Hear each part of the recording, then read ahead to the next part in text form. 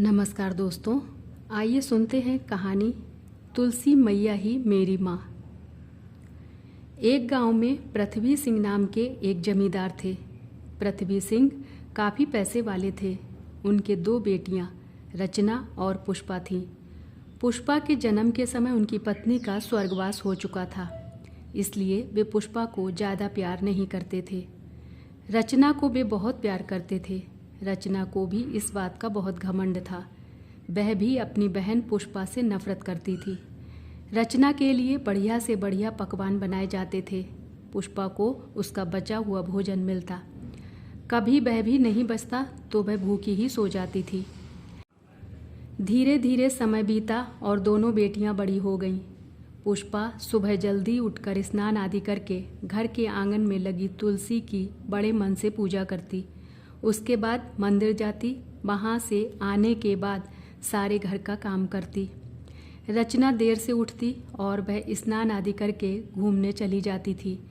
एक दिन पुष्पा ने रचना से कहा, बहन, हमारी माँ नहीं है। मैंने तो तुलसी माँ को ही अपनी माँ मान लिया है। जब मैं सुबह इनकी पूजा करती हूँ तो मुझे इनमें माँ की छवि दिखाई देती है। तुम भी सुबह माँ तुलसी की पूजा किया करो और मेरे साथ मंदिर चला करो। रचना ने कहा, मैं किसी पेड़ को अपनी माँ नहीं मान सकती। तुझे जो करना है वो कर। मुझे किसी चीज़ की ज़रूरत नहीं है जो मैं पूजा पाठ करूं। यह कहकर वह घूमने चली गई। कुछ दिन बाद पृथ्वी सिंह ने एक बहुत अमीर खानदान में लड़का देखकर रचना का विवाह तय कर दिया।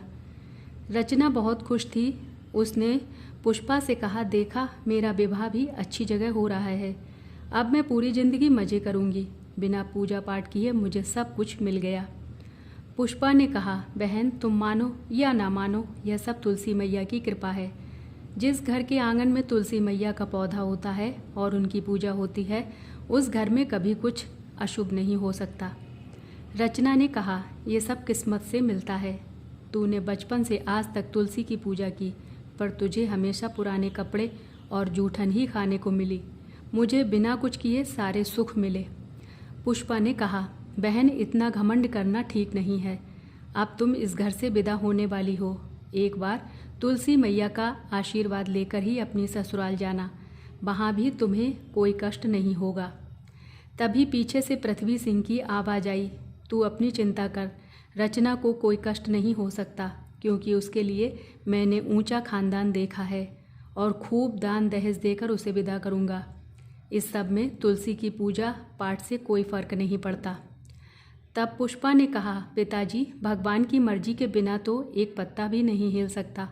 यह सब भगवान की ही कृपा है। पृथ्वी सिंह ने गुस्से में कहा, ठीक है, मैं तेरा विवाह किसी गरीब घर में कर दूंगा। फिर देखता हूँ तेरी पूजा पाठ कैसे काम आती है। पृथ्वी सिंह ने रचना की शादी के बाद पुष्पा की शादी एक लकड़हारे से कर दी और उसे कुछ भी दान दहेज नहीं दिया। पुष्पा खुशी खुशी अपने पति के साथ उनकी छोटी सी झोपड़ी में रहने लगी। वहीं आंगन में तुलसी मैया का पौधा लगाकर उनकी पूजा करने लगी। कुछ दिन बाद बरसात का मौसम शुरू हो गया। ऐसे में लकड़ी काटने का काम नहीं मिल पा रहा था। पुष्पा के घर में काफ़ी परेशानी होने लगी। एक दिन वह अपने पति के साथ मंदिर गई। वहाँ वे पूजा कर रहे थे। तभी उन्हें एक सेठ जी मिले। सेठ जी उन्हें जानते थे। उन्होंने कहा, तुम मेरे साथ चलो। मेरा लकड़ी का व्यापार है जिसे संभालने वाला कोई नहीं। तुम मेरा व्यापार संभाल लो। पुष्पा के पति ने उनका व्यापार संभाल लिया। व्यापार में काफ़ी मुनाफा होने लगा, जिससे पुष्पा व उसके पति के दिन बदल गए। उन्होंने काफ़ी बड़ा मकान बना लिया। वे बहुत अमीर हो गए। एक दिन पुष्पा मंदिर से वापस आ रही थी तो उसने देखा एक पेड़ के नीचे रचना बैठी रो रही है। पुष्पा ने उसे चुप कराया और रोने का कारण पूछा तो रचना ने बताया, मेरे पति बहुत बीमार हैं। उनकी बीमारी में सारा पैसा खर्च हो गया है। हम गरीब हो गए। अब उनके इलाज के लिए भी मेरे पास पैसे नहीं हैं। उधर पिताजी का व्यापार भी बंद हो गया है। मुझे अपनी करनी पर बहुत पछतावा हो रहा है। मैं ज़िंदगी भर तुलसी मैया को बुरा भला कहती रही, इसी कारण मेरा ये हाल हुआ है। और तुम्हारे जाने के बाद पिताजी ने आंगन में लगे तुलसी के पौधे की देखभाल नहीं की, जिससे वह सूख गया और उसके साथ ही घर की सुख समृद्धि भी चली गई। तब पुष्पा रचना को अपने घर ले गई, उसे काफ़ी धन दिया। रचना ने उससे अपने पति का इलाज करवाया। कुछ दिन बाद पुष्पा अपने पिता के घर गई। पुष्पा के पति ने पृथ्वी सिंह के व्यापार में पैसा लगाकर उसे फिर से पहले जैसा कर दिया। पृथ्वी सिंह अपने किए पर बहुत पछता रहे थे।